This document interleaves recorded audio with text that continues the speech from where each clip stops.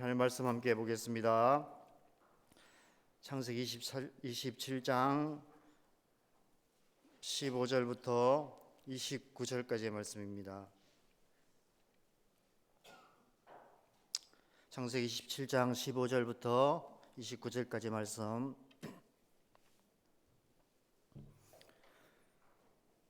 우리 다 같이 한 목소리로 읽겠습니다.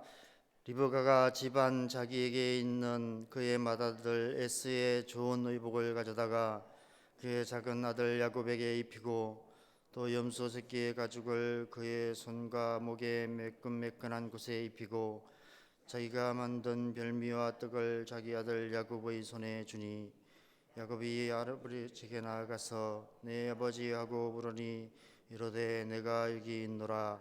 내 아들아 내가 누구냐? 야곱이 아버지에게 대답하되 나는 아버지의 맏아들 에스로소이다. 아버지께서 내게 명하신 대로 내가 하였사오니 원하건대 일어나 앉아서 내가 사냥한 고기를 잡수시고 아버지 마음껏 내게 축복하소서. 이삭이 그의 아들에게 이르되 내 아들아 내가 어떻게 이같이 속히 잡았느냐?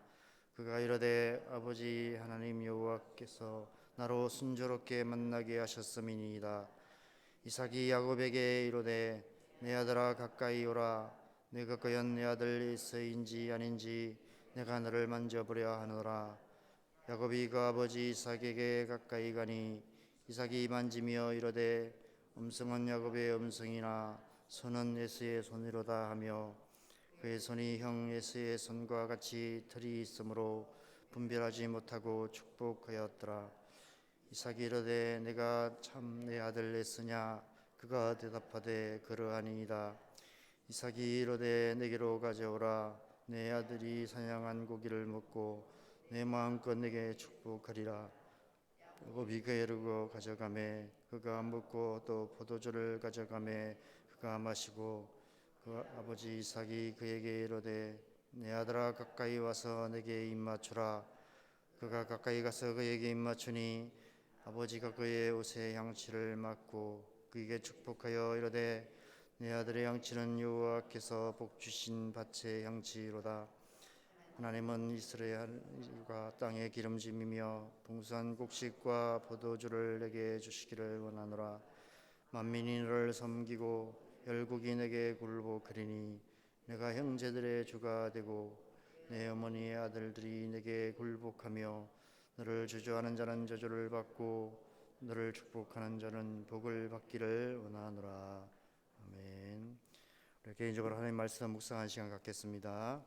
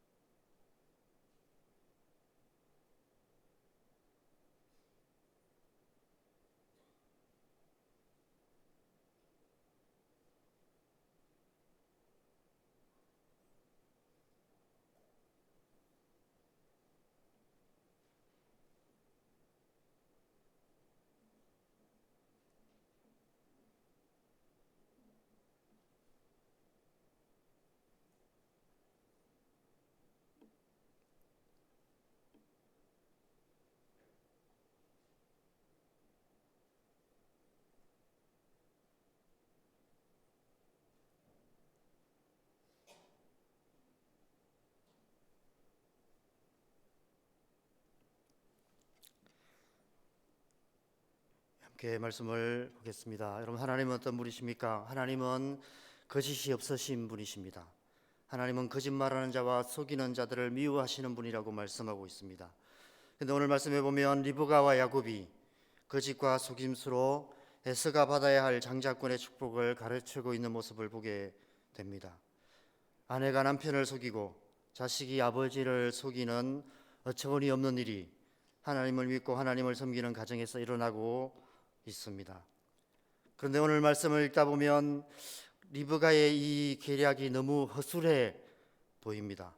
여러분, 고기도 먹어본 사람이 잘 먹는다고 거짓말도 해본 사람이 잘하는데 너무 뻔한 계략이어서 속아 넘어가는 것이 이상할 정도입니다.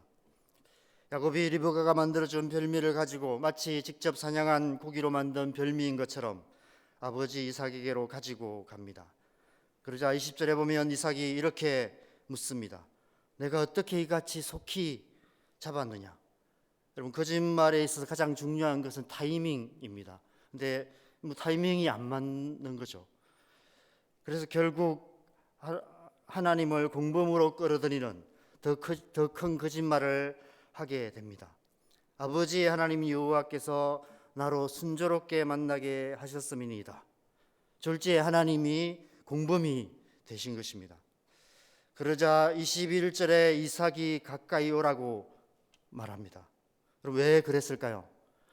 목소리가 에스의 목소리가 아니라 야곱의 목소리 같았기 때문입니다. 아마 야곱도 에스의 목소리를 흉내내려 나름 연습을 했을 것입니다. 그러나 다른 사람은 속여도 에스를 가장 사랑하는 아버지의 귀를 쉽게 속일 수는 없었을 것입니다. 그래서 정말 에스인지 확인하려고 손을 만져봅니다.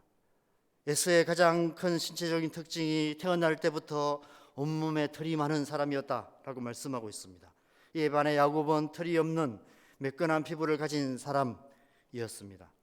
그래서 어머니 리브가가 야곱의 손과 목덜미에 염소 새끼의 가죽을 덮어서 에스의 손인 것처럼 꾸며 주었던 것입니다. 23절에 보면 이삭이 염소 새끼의 가죽으로 덮은 야곱의 손을 만져보고는 그 손에 털이 많은 것을 보면서 야곱이 아니라 에스가 맞구나 하는 생각을 하게 되었던 것 같습니다. 그래도 뭔가 미심쩍어서 24절에 다시 묻습니다. 네가 참으로 에서냐? 그래서 야곱은 또다시 자기의 양심을 속이는 거짓말을 할 수밖에 없었습니다. 그러하니이다. 그러자 마지막으로 26절에서 27절에는 가까이 와서 얼굴을 대고 입을 맞추게 합니다. 여러분, 더 이상 얘기하지 않아도 이 정도면 어린아이라도 뭔가 이상하다는 것은 눈치챌 수 있지 않았을까 싶습니다. 어떻게 이런 허술한 계략이 성공할 수 있을까요? 그런데 27절 이후의 말씀을 보면 이상한 그 뻔한 거짓말에 속아 넘어가고 맙니다. 그래서 에스가 받아야 할 축복을 야곱이 받게 되는 그런 일이 일어나게 되죠. 어떻게 이런 일이 가능했을까요? 물론 1차적으로는 어제 말씀에서 묵상한 것처럼 이삭이 단지 육신의 눈만이 아니라 영적인 눈마저도 어두워져 있었기 때문인 것 같습니다. 그래서 하나님의 뜻이 어디에 있는지도 깨닫지 못했을 뿐 아니라 리브가와 야곱이 거짓과 속임수로 속이는 것도 알아채지 못했던 것 같습니다. 그러나 이런 일을 가능하게 한 더 중요한 이유가 있다면 하나님께서 이 모든 일들을 통해 하나님의 뜻을 이루셨기 때문이라는 것입니다. 하나님께서 이삭의 영적인 분별력을 흐리게 하시고 리브가와 야곱의 거짓과 속임수를 통해 오히려 야곱을 축복하시는 하나님의 뜻을 이루셨다는 것입니다. 여러분, 하나님은 어떤 분이십니까? 하나님은 우리의 모든 약함과 온갖 악함까지도 다 합력하여서 선을 이루시는 분이십니다. 여러분, 하나님의 나라는 우리의 선한 행위만으로 이루어지는 것이 아닙니다. 도리어 끊임없이 하나님의 뜻을 거스르고 자기의 욕심을 따라 행하며 거짓과 속임수를 일삼는 우리의 모든 약함과 악함 가운데도 그럼에도 불구하고 그 모든 것을 합력하여 선을 이루시고 하나님의 뜻을 이루시고 하나님의 나라를 이루어 가시는 것입니다. 그런데 그보다 더 놀라운 일이 있습니다. 거짓이 없으시고 거짓말하는 자와 속이는 자를 미워하시는 하나님께서 우리를 향하신 하나님의 선하시고 기뻐하시고 온전하신 뜻을 이루시기 위해서 스스로 거짓을 도모하시고 스스로를 속이시는 일을 행하셨다는 것입니다. 여러분, 우리는 모두 멸망할 수밖에 없는 죄인이었습니다. 우리의 어떠함으로는 결코 어렵게 될 수 없는 자들이었습니다. 그런데 그런 우리가 하루아침에 의롭게 되었고 하루아침에 의인이 되었습니다. 어떻게 그런 일이 가능했습니까? 로마서 4장 7절에서 8절에 이렇게 말씀하고 있습니다. 불법이 사함을 받고 죄가 가리어짐을 받는 사람들은 복이 있고 주께서 그 죄를 인정하지 아니하실 사람은 복이 있도다 함과 같으니라. 불법을 행했지만 사하여 주신다는 것입니다. 죄를 지었지만 그 죄를 가리워 주신다는 것입니다. 그것이 분명히 죄이지만 죄로 인정하지 아니하신다는 말씀입니다. 그래서 우리를 하나님 앞에서 의인이 되게 하신다는 것입니다. 바로 예수님을 통해서 그렇게 하신다는 것이죠. 단지 예수님을 믿는 믿음만으로 우리를 어렵다 하신다는 것입니다. 예수님을 믿는 믿음 안에서 죄인인 우리를 더 이상 죄인으로가 아니라 의인으로 봐주시겠다는 것입니다. 저는 이 일이 거짓이 없으신 하나님께서 스스로 거짓을 계획하시고 스스로를 속이신 일이 아닐까 하는 생각이 듭니다. 오늘 말씀에서 리브가가 그 아들 야곱을 향한 하나님의 뜻을 이루기 위해 거짓을 계획하고 거짓을 행했던 것처럼 하나님께서 스스로 그 일을 행하신 것이 아닐까 생각합니다. 그런데 그 일 또한 오늘 리브가의 계획처럼 허술하게만 보입니다. 어떻게 단지 예수님을 믿기만 하면 어렵게 될 수 있을까요? 많은 사람들이 예수님의 복음을 듣고 믿지 않는 이유가 바로 그겁니다. 너무 허술합니다. 저도 저희 부모님께 전도해 보려고 하지만 전도하려 할 때마다 내가 생각해도 제가 하는 이 논리가 너무 허술하게만 느껴질 때가 많습니다. 논리적으로 너무 허술한 것이 너무 많아요. 어떻게 이것을 믿을 수 있을까 하는 생각이 들 때가 있습니다. 여러분, 우리가 예수님을 믿는 것, 믿은 것 자체가 하나님의 은혜인 줄 믿습니다. 단지 예수를 믿는 것만으로 죄인 우리가 의인이 된다는 것, 우리의 인간의 생각으로도 적당히 속아 넘을 갈 수가 없는 너무나 허술한 이야기입니다. 야곱이 아무리 하나님의 이름을 앞세우고 목소리를 바꾸고 손에 염소 가죽을 감싸고 에스의 옷을 입을지라도 야곱이 에스가 될 수 없듯이 죄인인 우리가 결코 의인이 될 수는 없는 것입니다. 그런데 하나님께서 그렇게 하시겠다는 것입니다. 그렇게 여기시겠다는 것입니다. 아무 조건도 없이 아무 이유도 없이 단지 예수를 믿는다는 것만으로 우리를 어렵게 여기시기로 결정하셨다는 것입니다. 오늘 본문 24절에 보면 네가 참 내 아들 에서냐? 라는 이삭의 물음에 야곱이 그러하니다 라고 대답할 때 이삭이 그를 에스로 여겨 축복했던 것처럼 네가 참 예수를 믿느냐? 라는 예수님의 물으심에 아멘 그러합니다 라고 대답할 때 죄인인 우리를 더 이상 죄인으로 여기지 아니하시고 의인으로 여기시겠다고 말씀하고 약속하고 계시는 것입니다. 여러분, 어떻게 이런 일이 가능할까요? 이삭이 눈이 멀었던 것처럼 우리 하나님 또한 사랑의 눈이 머셨기 때문이 아닐까 생각됩니다. 아니, 어쩌면 다 알지만 일부러 눈 찔끔 감으시고 모른 척 속아 주시기로 작정하신 것이 아닐까 생각합니다. 하나님께서 스스로를 속이시기로 결정하신 것입니다. 아무리 봐도 아무리 둘러봐도 우리에게 의로운 것이 하나도 없고 우리가 죄인인 게 분명함에도 불구하고 아니야 저들은 의인이야 라고 스스로를 속이시기로 결정하신 하신 것입니다.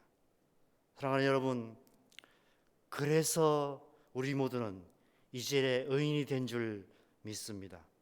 스스로를 속이시면서까지 우리를 어렵다 하시는 그 사랑 때문에 우리는 구원을 받고 하나님의 자녀가 된 줄 믿습니다.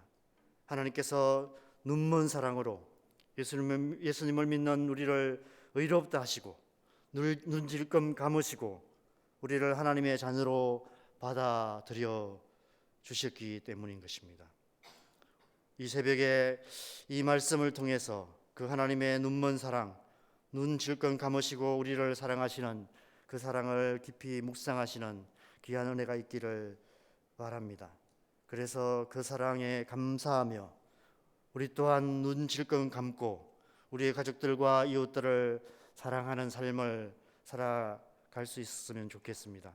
그래서 우리의 삶을 통해서 하나님의 뜻이 이루어지고 하나님의 나라가 이루어져가는 그런 하루가 되었으면 좋겠습니다. 오늘 하루 우리의 삶이 그런 삶이 되기를 주님의 이름으로 간절히 축원합니다.